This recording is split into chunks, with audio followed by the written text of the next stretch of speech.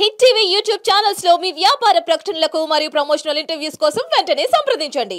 Hit TV అభిమాన ప్రేక్షకులకు స్వాగతం. నేను మీ Nagendra Kumar. Welcome to my special program special touch, my special touch.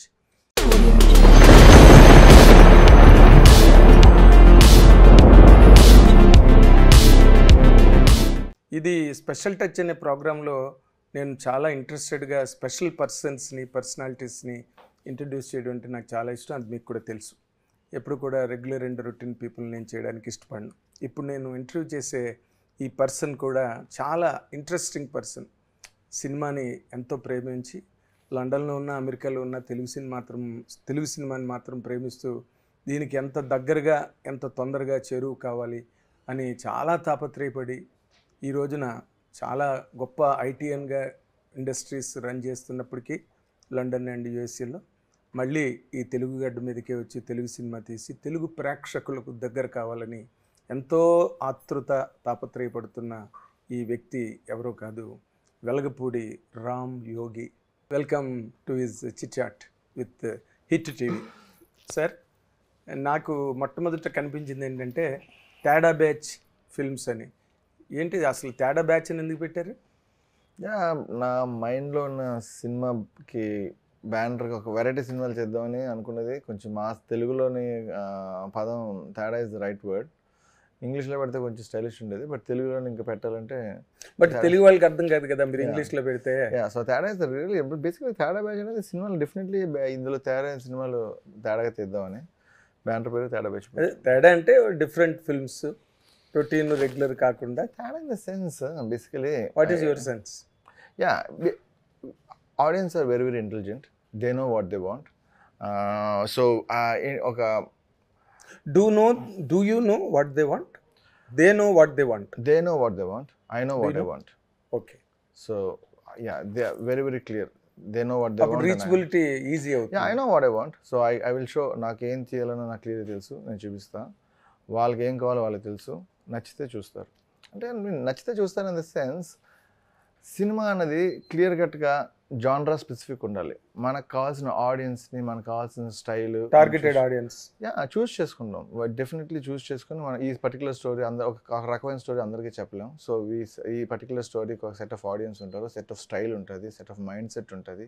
అందరికీ కాదు. అట్ ద సేమ్ టైం అందరికీ తీసిన సినిమాలు తీస్తే బోరింగ్ ఉంటాయి, రివర్స్లో బోరింగ్ ఉంటాయి. అన్ని సినిమాలు అందరిలాగా ఉంటే బోర్ ఉంటుంది. సో రెగ్యులర్గా అందరికి తీస్తున్నారు కాబట్టి మనం కొంచెం తేడా తీస్తే వాళ్ళ ఇంటెలిజెన్స్కి రెస్పెక్ట్ ఇచ్చినట్టు ఉంటుంది. అప్పుడు మన work respect. I agree for that. ఎందుకంటే ఇప్పుడున్న లేటెస్ట్ జనరేషన్ రెగ్యులర్ ఫార్మాట్స్ని కానీ రొటీన్ కంటెంట్ని కానీ చూడడానికి ఇష్టపడట్లా. So I hope you may reach them. మీ టైటిల్ కూడా లవ్ అన్నదాన్ని అట్నుంచి ఇటు పెట్టారు, EVOL అని. ఇవాల్వ్. ఐ మీన్ ఇంగ్లీష్లో కూడా పదంకి డిక్షనరీలో మీనింగ్ లేదు, తెలుగులో ఎలాగో అసలు పదమే కాదు. సో దాన్ని ఏ భాషలోని మీనింగ్ లేని ఒక పదాన్ని కానీ అంతకన్నా అర్థం లేని టైటిల్ మళ్ళీ లేదు. ఎందుకంటే ఈ సినిమా నేను క్లైమాక్స్లో స్టార్ట్ చేసి ఎక్కడైతే ఆ ప్రాబ్లం స్టార్ట్ అయిందో అది క్లైమాక్స్లో చూపించారు. స్టోరీ రివర్స్లో జరుగుతుంది. ఇదంతా స్టోరీ అబౌట్ లవ్. సో రివర్స్లో చెప్పిన లవ్ స్టోరీ కాబట్టి లవ్ని రివర్స్ చేసి టైటిల్ పెట్టాను. Is the perfect title for the movie. Okay. But అంటే మీరు ఇందాక అన్నట్టుగా రెగ్యులర్ సినిమాలు చూడట్లేదు, రొటీన్ సినిమాలకి దూరంగా ఉంటున్నారు ఆడియన్స్. దానికి నేను అగ్రీ అవుతాను. బట్ మీరు మళ్ళీ లవ్ సబ్జెక్టే తీసుకున్నారు. కొన్ని వందల వేల లక్షల సినిమాలు వచ్చాయి అన్ని లాంగ్వేజెస్లో లవ్ మీద. మీరేంటి దీంట్లో ప్రత్యేకంగా చూపించింది? అమ్మాయిని అబ్బాయి ప్రేమించడం, అబ్బాయిని అమ్మాయి ప్రేమించడం, లేకపోతే ఇంట్లో పెద్దవాళ్ళు వద్దండము, వాళ్ళిద్దరూ పారిపోయి మ్యారేజ్ చేసుకోవడం. ఇదే నార్మల్గా లవ్ స్టోరీస్ అలాగే ఉంటున్నాయి. మీరేం చూపించారు ఇందులో కొత్తగా? అసలైన మగాడు పెళ్ళాన్ని చీట్ చేసి 10 మందితో ఎఫ్ఐఆర్ పెట్టుకున్నాడు మగతనం అనుకుంటే, అదే భార్య తన్ని చీట్ చేస్తే సూపర్ రెస్పెక్ట్ ఇచ్చి అలాగే తనతో హ్యాపీగా ఉంటే అది అసలైన మగతనం. అది స్టోరీ. ఓ, చాలా attacking, revolutionary. That's the story. Gudipati Venkatachalam గారు స్త్రీ స్వాతంత్ర్యం అని చెప్పి స్త్రీ స్వేచ్ఛ గురించి చాలా పుస్తకాలు రాశారు ఆయన. స్త్రీ పక్షపాతి అని పేరు ఆయనకి సాహిత్య లోకంలో. సినిమా లోకంలో మీరు ఒక కొత్త ట్రెండ్ తీసుకొచ్చి Telugu cinema Chalam yeah it is a women centric cinema, women but it's a very revolutionary content. How అంటే మామూలుగా ఇలాంటి కంటెంట్ ఆఫ్ బీట్ కంటెంట్ అయినప్పటికీ కూడా మరి మీరు ఎలా చూపించారో దానిలో ఎంత ఇంటెన్సిటీ ఉందో. ఎందుకంటే a women having relationship with multiple people is something a taboo ఒక బూతు కింద లెక్క మనకి. బట్ మీరు ఎలా కన్విన్స్ చేశారు దాన్ని? ఓకే, ఇది ఉమెన్ హ్యావింగ్ మల్టిపుల్ రిలేషన్స్ కాదు point, love has no boundaries అనేది పాయింట్. లవ్ అనేది ఎంత బౌండరీలెస్ పదం అంటే అంత బౌండరీ లేని లవ్ని ఒక సింగిల్ పర్సన్కి రిస్ట్రిక్ట్ చేయడం అనేది ఒక పెద్ద బౌండరీ. కాబట్టి ఆ బౌండరీ కూడా తీసేస్తే లవ్కి బౌండరీస్ లేని డీపెస్ట్ మీనింగ్ చెప్పడానికి ట్రై చేస్తాను. అదే మీరు సుప్రీంకోర్టుని ఫాలో అవుతున్నారు, సుప్రీంకోర్టు వెర్డిక్ట్ని. I mean I don't know about that, కానీ నేను ఐ నో అబౌట్ దాట్. నేను అంత అది అంటే నేను ఆ యాంగిల్ ఆలోచించలేదు. నేను మీరు చెప్పింది ఐ అండర్స్టాండ్, కానీ నేను ఆ యాంగిల్ కాదు. నేను ప్యూరెస్ట్ ఫార్మ్ ఆఫ్ లవ్ కోసం డిగ్ చేసి నేను ఐ కరెక్ట్ మై సెల్ఫ్. ఇందాక నేను అన్నమాట multiple relations for man or women is a taboo. It is not confined to one single women or one single gent, because as far as the moralistic character of a person is concerned, you know. So now you can continue, because మా viewers కూడా ఒక్కొక్కసారి ఇదేంటి ఆడవాళ్ళదే తప్ప మగాళ్ళదే అయితే తప్పు కదా, ఈయనేంటి ఇలా మాట్లాడాడు అని అనుకోకుండా నన్ను నేను కరెక్ట్ చేసుకున్నాను సార్. మళ్ళీ మీ ఇంకోటి కరెక్ట్ చేయాలి. మీరు మల్టిపుల్ రిలేషన్స్ అన్నారు. రిలేషన్స్ అన్నది కూడా it can be anything. So relations అన్నది మళ్ళీ చాలా రిస్ట్రిక్టెడ్ అవుతుంది. A person loving love, boundaryless love is the point. But మీరు ఇందాక నాతో చెప్పిన పాయింట్ అది కాదు. మీరు ఇందాక నాతో ఏమన్నారంటే ఒక మ్యాన్ మల్టిపుల్ ఉమెన్తో రిలేషన్ పెట్టుకున్నప్పుడు భార్య యాక్సెప్ట్ చేసినప్పుడు, భార్య అలా చేసినప్పుడు భర్త కూడా యాక్సెప్ట్ చేయాలి అన్నదే మీ తాలూకా కంటెంట్, అదే సినిమా అని చెప్పారు. 100% కరెక్ట్. ఇందాక చెప్పింది అది, కానీ యూఆర్ రైట్. అదే రిలేషన్ అన్న పదాన్ని లవ్తో రీప్లేస్ చేయాలి. నేను జనరలైజ్డ్గా ఒక స్టేట్మెంట్ కింద ఒక ఫ్లాట్గా చెప్పేశారు. ఫ్లాట్గా అంటే మీరు అడిగినప్పుడు నేను లవ్ నార్మల్ లవ్ స్టోరీ కింద ఇందాక చాలా లవ్ స్టోరీస్ వస్తాయని మాడితే మరి అంత దారుణ నార్మల్ సినిమా అంటున్నట్టు అనిపించి ఆవేశంలో ఆ లవ్ అనే రిలేషన్ పదాన్ని వాడాల్సి వచ్చింది. అంతే కదా. ఇప్పుడు తమిళ్ అంటే వరల్డ్ లాంగ్వేజెస్ అన్నిట్లో కూడా లవ్ స్టోరీలు ఎక్కువగా వచ్చినాయి, లవ్ స్టోరీస్ చాలా వచ్చాయి. సో అందుకని నేను అన్నాను అనమాట, మీరు తేడా బ్యాచ్ కదా, మళ్ళీ ఈ రెగ్యులర్ ట్రాక్లోకి ఎందుకు వచ్చారు అన్నది నా ఉద్దేశం. బట్ మీ సబ్జెక్ట్ గురించి వింటున్నప్పుడు చాలా అటాకింగ్గా, రెవల్యూషనరీగా ఉంది పాయింట్. అసలు ఇలాంటి లైన్ తీసుకోవాలని మీరు ఎక్కడో లండన్లో ఐటీ కంపెనీలు, యుఎస్లో ఐటీ కంపెనీలు ఏదైనా ఒక టెక్నికల్, ఇప్పుడు ఈ రోజున అంతా కూడా గ్రాఫిక్స్ మీద డిఫరెంట్ స్టోరీస్ వస్తున్నాయి, అన్నీ కూడా సైంటిఫిక్ సైఫై ఫిల్మ్స్ వస్తున్నాయి. అలాంటివి అటెంప్ట్ చేయకుండా ఇలాంటిది ఎందుకు చేశారండి?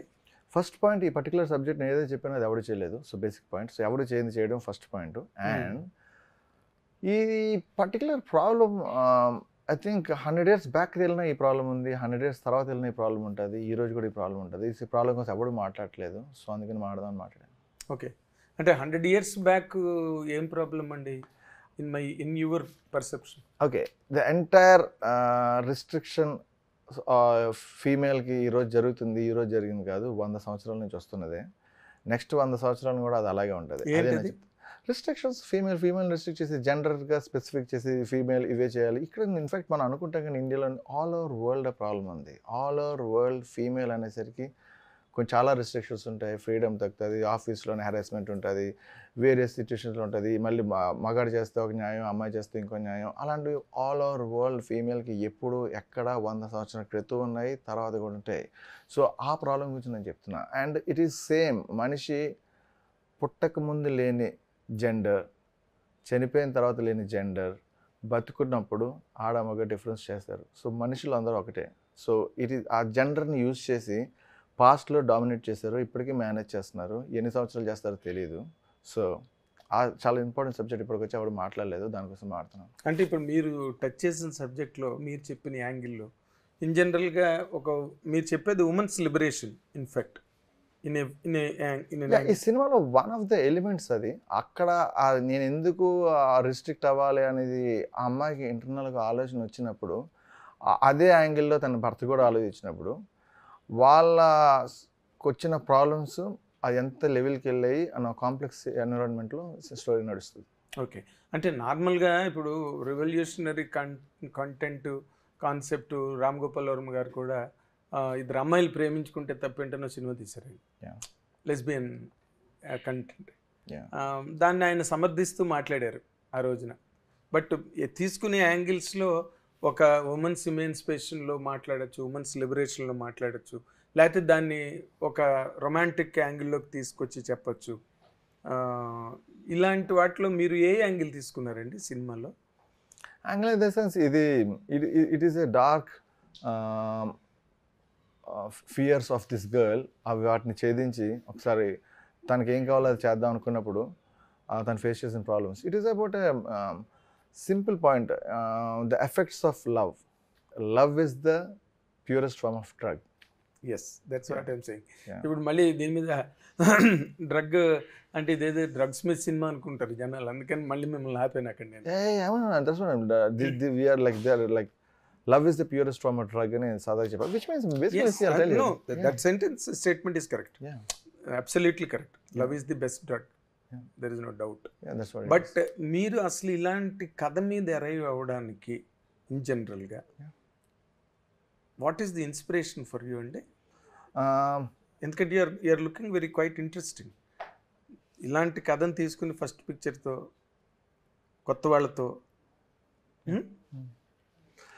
I can't remember why I have chosen this subject. అంటే నేను యాక్చువల్ మల్టిపుల్ కథల మీద వర్క్ చేస్తున్నాను. నేను ఈ కథ వచ్చిన తర్వాత దాన్ని ఇంకా మల్టిపుల్ వర్షన్స్ రాసి దాంట్లోని రివర్స్ యాంగిల్ పెట్టి ఇన్ఫ్యాక్ట్ ఒక క్రియేటివ్ ప్రాసెస్ మాత్రం. స్టోరీలోని green colour, white colour, red colour, 3 colour drugs ఉంటాయి. స్టోరీ గ్రీన్ కలర్ డ్రగ్ తీసుకున్నప్పుడు ఒక స్టైల్ ఆఫ్ రొమాంటిక్ స్టోరీ నడుస్తుంది. వైట్ కలర్ చేసినప్పుడు టోటల్ సినిమా అంతా బ్లాక్ అండ్ వైట్ హార్డ్ ఇమోషన్స్లో నడుస్తుంది. రెడ్ కలర్ డ్రగ్స్ తీసుకున్నప్పుడు ఆ సినిమా అంతా వైలెంట్ అయ్యి మొత్తం సినిమా స్టోరీ మారి. So I involve drugs, the hard emotion. So it's a very complex stylish cinema after. ఈ పర్టికులర్ విజువల్ స్టైల్లోని స్ట్రక్ అయ్యి ఒక colourful abstract piece of art చేద్దాం అనేది నా ప్లాన్. నేను కథ రాసిన తర్వాత చాలా నచ్చింది, కానీ కథను స్ట్రైట్గా అలా తీయకుండా దాన్ని విజువల్గా కొత్త స్టైల్ యాడ్ చేసి తీసా. అంటే స్క్రీన్ ప్లేలో అంటే స్ట్రైట్ నెరేషన్ అంటే నాన్ లీనియర్ రివర్స్ ఉంటుంది. Reverse. Okay, it's reverse story. క్లైమాక్స్లో సినిమా స్టార్ట్ అవుద్ది, స్టార్టింగ్ ఎండ్ అవుద్ది. రివర్స్ స్టోరీ ఎగ్జాక్ట్ 100% రివర్స్ వెళ్తుంది. ఇంకా అంటే నాన్ లీనియర్ కానీ జెక్స్ట్రా పొజిషన్ కానీ మీకు జంబుల్ ఉంటుంది. ఇది స్ట్రైట్ లైన్ రివర్స్ ఉంటుంది. అంటే back and fourth 100% straight, just backwards. Okay okay. దీనికి ఏమైనా ఇన్స్పిరేషన్ ఉందా ఇలా చెప్పాలి మనం కదా? ఎందుకంటే మీరు అంతా వెస్ట్రన్ వైపు నుంచి వచ్చారు కదా. Any directors inspiration in you, influence on you? 100%. There is only one director I like in this entire world is Gaspar Noé. Gaspar Noé, French director. In fact నా హాలీవుడ్ సినిమాలు కూడా నాకు పెద్ద ఇష్టం ఉండదు చూడండి. అంటే కమర్షియల్ సినిమా అయితే సరదాగా చూస్తా, కానీ ఇంట్రెస్ట్గా అటెన్షన్తో నాకు ఫ్రెంచ్ అండ్ ఇటాలియన్ సినిమా అంటే చాలా ఇష్టం. ఎందుకంటే హాలీవుడ్ సినిమాలు మీకు నచ్చు? అవి కూడా మోస్ట్ కమర్షియల్ సినిమాలు అనిపిస్తాయి. హాలీవుడ్ కూడా సేమ్ లాగే మన ఇండియా లాగే కమర్షియల్ సినిమా ఎక్కువ ఉంటుంది, కొంత నార్మల్ సినిమా ఉంటుంది సేమ్ ఇండియా లాగే. బట్ హాలీవుడ్ సినిమా అంటే అందరూ పడి చచ్చిపోతారే.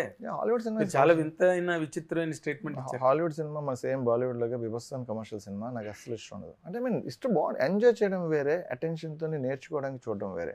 కమర్షియల్ ఫార్ములా స్టక్ అయినప్పుడు మీ స్టోరీలో చాలా కాంప్రమైజ్లు వస్తాయి. So Hollywood cinema is commercial cinema, Indian cinema is commercial cinema mostly. For example 100 సినిమాలు వస్తే మీకు 70 సినిమాలు కమర్షియల్ ఉంటాయి హాలీవుడ్లో కానీ ఇండియాలో కానీ. ఫ్రెంచ్ అండ్ ఇటాలియన్ వచ్చేసరికి జానర్ స్పెసిఫిక్ ఉంటాయి, మోర్ స్టోరీ డ్రివెన్ ఉంటాయి. So I like that cinema. And మీరు అడిగిన క్వశ్చన్, గ్యాస్పర్ నోయ్ ఒక సినిమా తీశాడు ఇర్రివర్సిబుల్ అని చెప్పి, 100% రివర్స్ ఉంటుంది. నాకు ఆ సినిమా చూసి నా సినిమా టోటలీ డిఫరెంట్, కాకపోతే రివర్స్ అన్నది there is only one cinema in this world రివర్స్లో చెప్పాడు అతను, ఇర్రివర్సిబుల్. సో ఇర్రివర్సిబుల్ చూసి అతను అదేలేండి ఎక్కడో ఒక ఇన్స్పిరేషన్ అన్నది సాధారణం, తప్పు కూడా కాదు అది. స్టోరీ అయితే సంబంధం ఉండదు, కానీ రివర్స్లో అనేది I like that. I like him so much. So I like every piece of his work. Is the most purest, అతనికి ఏం కావాలో తీసే డైరెక్టర్లో నెంబర్ 1 డైరెక్టర్ నా ఉద్దేశంలో అతను అక్కడే. బట్ మీరు తెలుగు వాడిగా మాట్లాడుకోవాలంటే తెలుగు సినిమా డైరెక్టర్స్లో ఎవరు ఇన్ఫ్లుయెన్స్ ఉందా మీ మీద? Ram Gopal Varma is my the only single person in entire Indian cinema నాకు నచ్చింది. రామ్ గోపాల్ వర్మ అతని ద ఓన్లీ పర్సన్. అతను డైరెక్టర్ కింద కన్నా as a human being I like him so much. ఏముందండి ఆయనలో మీకు బాగా అంత నచ్చే అంత హ్యూమన్ బీయింగ్గా? Okay, elaborate. 100%. ఓకే, లాస్ట్ 100 yearsలో మన ఇండియాలో సింగిల్ ఫిలాసఫర్ లేడు. Or India I'm sorry entire వరల్డ్లో ఫిలాసఫర్స్ లేరు లాస్ట్ 100 years. మీరు ఏదైనా ఫిలాసఫీ బుక్ నిజంగా చదువుదాం అంటే మంచిది. ఓకే, మంచి ఫిలాసఫీ బుక్ నిజంగా ఫిలాసఫీ అంటే జీవితం గురించి నేర్చుకోవడం. ఒక బుక్ చదువుదాం అంటే 100 సంవత్సరాల క్రితంకి ఇంకా 200 సంవత్సరాల క్రితంకి వెళ్తేనే మీకు దొరుకుతారు మంచి ఫిలాసఫర్స్. ఎందుకు లేరు అంటే సింగిల్ క్వశ్చన్ వస్తుంది. Philosophy is not a profession. Philosophy చెప్పి డబ్బులు సంపాదించి బిల్స్ కట్టలేము. సో అందుకని ఫిలాసఫీ జోలికి ఎవరు వెళ్ళట్లా. ఫిలాసఫీ చెప్తే ఎవడో వినడు. ఫిలాసఫీ చెప్తే డబ్బులు రావు. Philosophy is no longer career. అందుకని ఫిలాసఫర్స్ చచ్చిపోయారు. రామ్ గోపాల్ వర్మ అతను డబ్బులు సంపాదించుకొని ఒక స్టేజ్కి వెళ్ళిన తర్వాత అతను ఫిలాసఫీ టీచ్ చేస్తాడు. ఆ విషయం వాడికి అర్థం కాదు. అతనికి ఒక్కడికి ఆ స్వాతంత్రం ఉంది. ఎందుకంటే దానికి డబ్బుల కోసం ఫిలాసఫీ టీచ్ చేయడు, నాలెడ్జ్ కోసం చేస్తాడు. నాలెడ్జ్ పంచడం కోసం టీచ్ చేస్తాడు. I like that part. He is the modern philosopher. I like that. మీరు అంతలాగా అన్నారు ఏంటంటే జగ్గి వాసుదేవ్ వీళ్ళందరూ ఫిలాసఫర్స్ ఇండియాలో భయంకరమైన ఫాలోయింగ్ వాళ్ళకి. Jaggi Vasudev is not a philosopher. Jaggi Vasudev but ఈ professors no he elaborates, he explains and take the people to the shore of certain understanding about life which you can ultimately call as philosophy. Okay, Jaggi Vasudev is okay, ఇది చాలా revolutionary అవుతుంది. I don't want to complain on that. కానీ again నేను ఒక మాట చెప్తున్నా clear కట్గా. నేను ఒక మాటలో నేను చెప్పిన స్టేట్మెంట్లో రామ్ గోపాల్ వర్మ ఫిలాసఫీ టీచ్ చేసి ఎవరి దగ్గర నుంచి ఏది రిటర్న్ ఎక్స్పెక్ట్ చేయట్లా. ఫండ్స్ కానీ మనీ కానీ కాంప్లిమెంట్ కానీ ఏది ఎక్స్పెక్ట్ చేయని ఫిలాసఫర్ గురించి చెప్పాను. నేను చాలా క్లియర్గా చెప్పాను. పర్సన్ ఫిలాసఫీని కెరియర్ కింద కానీ మనీ కింద కానీ ట్రీట్ చేసి చెప్పని ఫిలాసఫర్ గురించి మాట్లాడతాను. He is the purest form of philosopher. ఇది చాలా పెద్ద పదం. అది నేను ఇంటర్నల్గా మీరు డిక్ చేసి అడిగారు చెప్పాను. ఇంత పబ్లిసిటీ నాకు ఆయనకి ఇవ్వాల్సిన అవసరం లేదు. కానీ this is really what I feel. ఇది నిజం. అది నేను చెప్పకపోతే నేను మంచి స్టేట్మెంట్ సపోర్ట్ కదా. మీరు చెప్పిన స్టేట్మెంట్ మీరు సపోర్ట్ చేసుకోవాలి కదా. సపోర్ట్ అని కాదు, సపోర్ట్ అని కాదు. You can at least explain. This is నిజం. This is 100%. That's what I feel. And మీరు చెప్పిన whatever Jaggi was the whoever, everybody returns some expects something in return.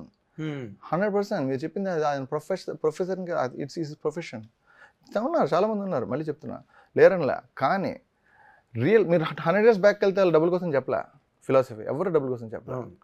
అది నేను చెప్తున్నాను. అలాంటి ఫిలాసఫర్ లేడు. They expressed some facts about life that is treated to be the philosophy finally. ఇప్పుడు ఎవరు చెప్పినా, ఒక ప్లేటో చెప్పినా, ఒక అరిస్టాటిల్ చెప్పినా, ఎవరు చెప్పినా వాళ్ళు చెప్పిన మాటలు వాళ్ళ expressions about life, what they experienced in life, దాన్ని అది ఫిలాసఫీ కింద అయింది. తర్వాత వాళ్ళు ఫిలాసఫీ మేము చెప్తున్నామని ఎవరికి చెప్పలేదు ఇప్పుడు వాళ్ళు. రైట్, వర్మ గారు కూడా అంతే అనుకోండి. బట్ యాజ్ ఎ మీరు ఇంత philosophical bent of mind Ram Gopal Varma గారి దగ్గర అంత ఫిలాసఫీ ఇన్ఫ్లుయెన్స్ అయిన వాళ్ళు, దీంట్లో మీ ఇవోల్లో ఏం ఫిలాసఫీ చెప్పారండి? ఫస్ట్ నేను రామ్ గోపాల్ ఫిలాసఫీ మీద ఇన్ఫ్లుయెన్స్ అవ్వలేదు. నేను నార్మల్గా you kept him in your mind for his stroke of expression. అంటే మీరు ఇందాక ఆ సిచ్యువేషన్లో మీరు అన్నప్పుడు వై ఐ లైక్ అంటే ఫిలాసఫర్ గురించి అంటే ఏముందని అన్నప్పుడు అంత చీప్గా మాట్లాడితే అలా అనాల్సి వచ్చింది. అంతకుమించి ఏముందని నేను చీప్గా మాట్లాడేది. I'm sorry. I love Ram Gopal Varma for that matter. I know him well before he become a director. అది కాదు పాయింట్. నేను ఎందుకన్నానంటే, అంటే మీరు అంతలాగా ప్రేమించి ఆరాధించి వర్షిప్ చేసే అంత ఏముంది హ్యూమన్ బీయింగ్ అని నేను తెలుసుకుందామని మా ప్రేక్షకులకి చెప్దామని ప్రయత్నం చేశాను. You came out well done. కానీ దీంట్లో మీరు ఏదైనా ఫిలాసఫీ చెప్పారా? ఫస్ట్ ఆఫ్ ఆల్ ఫిలాసఫీ అన్నది any statement you pass, any setter you make, if you are talking about a problem, it can end up being a philosophy. మీరు ఇందాక అన్నారు philosophers చాలాసార్లు చేసిన టీచింగ్ వాళ్ళ సెటైర్ ఆన్ ద కమ్యూనిటీ ఇచ్చినప్పుడు ఫ్యూచర్లో అది ఫిలాసఫీ కింద తీసుకున్నారు. So nobody can try to be a philosophy preacher. But మనం సిన్సియర్గా ఏదైనా ఎఫర్ట్ పెట్టి చెప్పగలిస్తే అది philosophy is a big word for the movie. But basically, I have a philosophy in life. Only point which I believe in, certain rules. It's a very complex thing. ఒక లైన్లో చెప్పలేంది. అది set of అదొక అంటే ఫిలాసఫీని మీరు ఎందుకంత బ్రాడ్గా తీసుకుంటున్నారు? Philosophy can be a belief. ఇప్పుడు ఎవ్రీ డైరెక్టర్కి ఫిలాసఫీ ఉంటుంది. సినిమా తీయడంలో వాళ్ళు చెప్దాం అనుకున్న దానిలో కొంతమంది crime, violence is their philosophy. They end the film with it. They give the judgement through violence. కొంతమంది అంత క్లాసికల్ టచ్తో వెళ్తారు. కొంతమంది it is their individual philosophy. I can't even watch any cinema without crime or thriller. Crime లేకపోతే నేను cinema చూడను కనీసం. తీయడం గురించి మర్చిపోను. Okay, I like only crime stories. Crime stories అంటే థ్రిల్లింగ్ ఉంటాయి కదా. Crime and thriller. Basically నేను of course cinema is an entertainment. Yeah. Thrill చేస్తే అది ఎంటర్టైనింగ్గా ఉంటుంది. బట్ నేను అదే మీ తాలూకా ఏరే ఆఫ్ ఎక్స్ప్రెషన్స్ అన్నీ నేను వింటున్నప్పుడు quite contradictory to the film that you made అనిపిస్తుంటుంది నాకు. మీకు క్రైమ్ అంటే ఇష్టం, క్రైమ్ థ్రిల్లర్స్ని ఎంజాయ్ చేస్తారు, అండ్ ఫిలాసఫీ ఓ పక్కన మీ మైండ్లో ఉంది. దీంట్లోని ఇలాంటి ఈ కైండ్ ఆఫ్ సినిమా తీయడానికి అంటే అని ఇంకా పెద్దవి చేయడానికి వాటికి బడ్జెట్ కన్స్ట్రెంట్స్ వచ్చినాయా?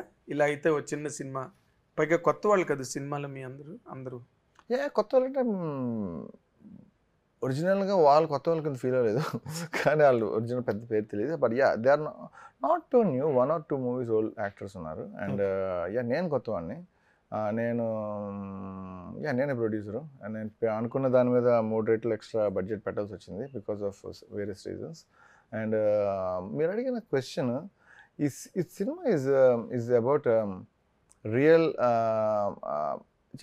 లైక్ ఇందాక చెప్పినట్టు problems of love and dark emotions and women centric is the story I've chosen because women side nunchi the cinema. It has a lot of emotions. Single one it's a emotional roller coaster a girl takes in her midlife.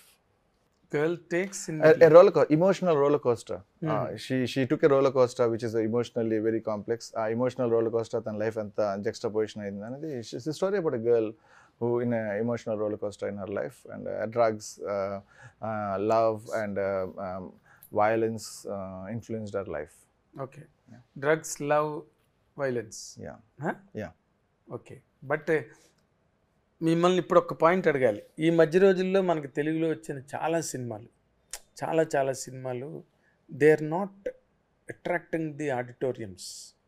మీరు అది watch చేస్తున్నారా?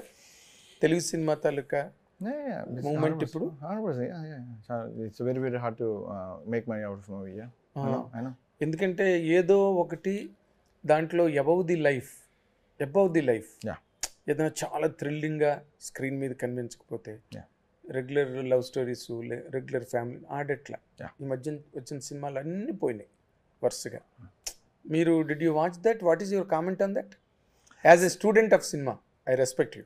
Yeah, because see, audience are very intelligent and if they know what they want, and if we respect their intelligence and present a sincere effort, I think mana work al respect chestaru. So nobody can decide film outcome. Everybody thinks, నిజంగా సిన్సియర్గా చెప్పాలంటే మీరు outcome గురించి అడిగారు. నేను cinema start చేస్తున్నప్పుడు, ఇందాక మన రామ్ గోపాల్ టాపిక్ వచ్చింది, నేను సినిమా స్టార్ట్ చేస్తున్నప్పుడు రామ్ గోపాల్ వర్మ ఆర్గానిక్గా నా సినిమా చూసి, అంటే ఆర్గానిక్ అంటే ఎవరో చూపించకుండా ఆటోమేటిక్గా ఆయనకి ఎప్పుడైనా సినిమా ఫ్యూచర్లో చూసి ఎవడరా సినిమా తీసాడు అనుకుంటే నేను సక్సెస్ఫుల్ అనుకుని సినిమా తీశాను. నేను అదే ఒక రీజన్ కోసం నేను సినిమా తీస్తాను 100%. కానీ when I said Ram Gopal Varma, exactly Ram Gopal Varma అని కాదు, అలాంటి ఇంటెలెక్చువల్ పర్సన్, సినిమా మీద ఇన్ డెప్త్ నాలెడ్జ్ ఉన్నాడు ఎవడన్నా చూసి ఎవడరా సినిమా తీశాడు అనుకుంటే చాలా ఉద్దేశంతో నేను సినిమా తీస్తాను. నేను కమర్షియల్ ఆస్పెక్ట్ ఆలోచించలే, ఎందుకంటే నేనే ప్రొడ్యూసరు, నేను ఆలోచించలే. అంటే రామ్ గోపాల్ వర్మ గారు సినిమా మీరు చూపించపోయారా? మరి రామ్ గోపాల్ వర్మ గారికి చూపించే అవకాశం రాలేదా మీకు? ఇట్స్ వండర్ఫుల్ ఎక్సలెంట్ ఐరనీ ఏంటంటే, నేను రామ్ గోపాల్ వర్మకి వెళ్ళి కలిసి ట్రైలర్ చూపిస్తే ఆయనకి ట్రైలర్ నచ్చలేదు, క్లియర్గా చెప్పారు నచ్చలేదని. కానీ ఆయనకి నచ్చలేదన్న విషయం నాకు నచ్చితే నాకు ఆయన నచ్చడంలో అర్థం లేదు. సో ఆయన ఒపీనియన్కి నేను వాల్యూ ఇవ్వను. Oh great. మీది మంచి ఐడియాలజీ చాలా మంచిది. ఎందుకంటే that much you believe in yourself or you love your own opinions and your concept. That's good really. అలాగే ఉండాలి. వర్మ గారు కూడా అలాగే ఉన్నారు మొదటి నుంచి. ఈ did not entertain anybody's opinion on his product. ఎక్కడ అన్రిలెంటింగ్గా చేశారు సినిమాలన్నీ కూడా, శివ దగ్గర నుంచి కూడా. సో అలాగే ఆ కాన్సెప్ట్లోనే మీరు వెళ్తున్నారు కాబట్టి మీ ఆలోచన విధానం కూడా అలాగే ఉంది. అండ్ ఈ సినిమాకి సంబంధించినంత వరకు వాట్ మీ వ్యూలో, మీ ఒపీనియన్లో, అంటే మీరు సినిమా ఎప్పుడు రిలీజ్ చేయాలనుకుంటున్నారు? మోస్ట్లీ ఇప్పుడు సెన్సర్ అయిపోయింది. సెన్సార్ ప్రాబ్లమ్స్ ఏమైనా వచ్చాయండి? సెన్సార్లోనే 100% ప్రాబ్లమ్స్ వచ్చాయి, విచ్ మీన్స్ ఒక అరౌండ్ 20 కట్స్ వచ్చాయి. దానికి ఒక 4-5 months సెన్సార్ సర్టిఫికేట్ కోసం వెయిట్ చేయాల్సి వచ్చింది. ఫైనల్గా ఏ సర్టిఫికేట్ వచ్చింది, 20 కట్స్ వచ్చాయి. 20 కట్స్ దేని మీద ఇచ్చారండి? మోస్ట్లీ విజువల్ కట్స్ వచ్చాయి. ఇంటిమేట్ సీన్స్ కాదు, intimate scenes, certain intimate scenes, certain shots, few places మనకి డ్రగ్స్ మీద బ్లర్, అలాంటి సెన్సార్స్ వచ్చాయి. ఓకే, ఎలా చేయలేదు? అలాంటివి వచ్చాయి problems. But basically at least today's వరల్డ్లోని మనకి ఓటీటీ ఉంది, డైరెక్టర్స్ కట్ ఓటీటీలో పెట్టే ఒక ఆపర్చునిటీ ఉంది. సో అలాగా సెన్సార్ వచ్చినప్పుడు అట్లీస్ట్ ఒక వర్షన్ అలా వెళ్తుందని వచ్చిన ఆనందంతో అంత నన్ను నేను కన్విన్స్ చేసుకొని అన్ని కట్స్ వచ్చినా బాధ వచ్చినా నేను ఎక్స్ప్లెయిన్ మై సెల్ఫ్. ఓకే. అంటే మీరు ఇన్ జనరల్గా మీ సొంత డబ్బుతో తీశారు సినిమా. బిజినెస్ ఎట్లా ఉంది మీకు? ఏమైనా అసలు రెస్పాన్స్ ఉందా? మీరు ఆ వైపున ఏమైనా ట్రై చేశారా? అదే సార్, నిజంగా నేను సినిమా బిజినెస్ కోసం ఇంతవరకు నేను జెన్యున్గా ఇందాక చెప్పింది, నేను ఆ సినిమా ఒక మంచి సినిమా చేద్దాం చేశా. నేను బిజినెస్ యాంగిల్ ఆలోచన అసలు. నేను very very very bad producer. I'm a good technician and director and writer. Bad producer కాబట్టి బిజినెస్ కోసం ఆలోచించలే. ఐ థింక్ సర్కిల్ పూర్తి చేస్తున్నా. ఒక లాస్ట్లో సర్కిల్ పూర్తి చేసిన తర్వాత లాస్ట్ బిజినెస్ పార్ట్ కూడా నేర్చుకున్న తర్వాత ఇందులో చేసిన తప్పులు నెక్స్ట్ సినిమాలో చేయకుండా ఐ థింక్ బిజినెస్ యాంగిల్లో నెక్స్ట్ ఎక్కువ ఆలోచిస్తాను. ఇది అల్సి. ఓకే. సో మీరు బికాజ్ యూ కెన్ ఎఫర్ట్, మీకు ఆ ఎఫర్టింగ్ ఎబిలిటీ, ఆ స్తోమత, ఆర్థిక స్తోమత ఉంది కాబట్టి మీరు చేయగలిగారు. బట్ అందరూ చేయగలరా ఇలాగా? It's very hard. 100%. ఈ సినిమా అనుకున్న దాని మీద కొత్త వాళ్ళతో ఎవరు ఇంత డబ్బులు పెట్టరు, రికవర్ చేయలేనంత. బట్ డబ్బులు అయితే 100% పెట్టా. నేను పెట్టిన డబ్బులు రికవర్ చేయడం ఇంపాసిబుల్. ఎందుకంటే కొత్త వాళ్ళు పెట్టరు ఎవరు. నేనైతే యూఆర్ రైట్. నేను సిన్సియర్గా సినిమా ఒక సబ్జెక్ట్ కోసం నేను టెక్నీషియన్గా మంచిగా చూపిద్దాం కోసం నేను చేశాను. బిజినెస్ యాంగిల్ నిజంగా ఆలోచన ఇప్పుడైతే చెప్పినట్టుంటుంది కానీ నేను నిజంగా ఫ్యాక్ట్ అది. అవును, మీరు అలా అయితే అసలు ముందు అంత డబ్బు పెట్టి 3 times ఎక్కువైంది అన్నారు కదా. మరి బిజినెస్ గురించి తెలిస్తే చేసిండేవారు కాదు. బట్ ఓకే, మీరు అన్నట్టుగా మీకు ఆర్థిక స్తోమత ఉంది కాబట్టి you take it as a learning. It's a learning. I would say, definitely. I'm happy. In fact, ఇంకొక ఇంపార్టెంట్ పాయింట్ చెప్పాలి. నేను 10 years నా ఐటీ బిజినెస్లో ఉండి చిన్నప్పుడు డైరెక్టర్ అవుదాం అనుకున్నాను. 10 years ఐటీ బిజినెస్లో ఉన్నాను. ఆ బిజినెస్ హ్యాపీగా నా పని నేను చేసుకుని ఉంటే ఐ కుడెంట్ ఎంజాయ్ సినిమా. నేను ఏ సినిమా చూసినా అది నాకు చూస్తున్నంతసేపు బాధేస్తుంది. ఎందుకంటే నేను ఇంతకన్నా బాధ తీయగలను, లేకపోతే నేను ఒక సినిమా తీయలేకపోయాను అన్న బాధతోని సినిమాలు చూడలేకపోయాన్ని. సో ఇది 2 years బ్యాక్ విషయం చెప్తున్నా. సో సినిమాలు నేను ఏ సినిమా ఎంజాయ్ చేయలేకపోతుంటే నేను సినిమా తీస్తే తప్ప కెనాట్ వాచ్ మూవీస్ అగైన్ అని చెప్పి నేను వచ్చి ఈ సినిమా తీసా. Now I can watch any movie. మంచి సినిమా చూసినా పెద్ద బాధ ఏదో ఒక నేను కూడా సినిమా తీసాను. బట్ ఎస్, ఐ థింక్ నా లెర్న్ ద గేమ్. నేను ఈ సినిమాలోని చాలా ఇన్వెస్ట్ చేశాను. నెక్స్ట్ ఫ్యూచర్లో సినిమాలు తీసి వాటి మీద సక్సెస్ అయితే తప్ప నేను ఇన్వెస్ట్ చేసిన టైము అండ్ మనీ వర్త్ కాదు. So I will make more movies. I learn a lot. I try to correct this in my next movie. అంటే మీరు ఇందాక అన్నారు కదా, ఇది నాకు థ్రిల్లర్స్, క్రైమ్ ఇష్టం అని. అంటే మీరు రాబోయే రోజుల్లో తీసే సినిమాల్లో కూడా క్రైమ్ అండ్ థ్రిల్లింగ్ ఎక్కువ ఉంటుందండి? 100%. నాకైతే క్రైమ్ లేకపోతే నాకు స్టోరీస్ జనరల్గా అంటే అలా అని లేదు. నాకు ఈ రోజు గురించి నేను చెప్తున్నా. నాకు ఇప్పటికి కానీ ముందుకు కానీ నాకేమో క్రైమ్ అండ్ థ్రిల్లర్స్ చాలా ఇష్టం. మోస్ట్లీ నేను ఇప్పుడు ఇన్ఫ్యాక్ట్ క్రైమ్ అనేది చాలా బిగ్ జానరా.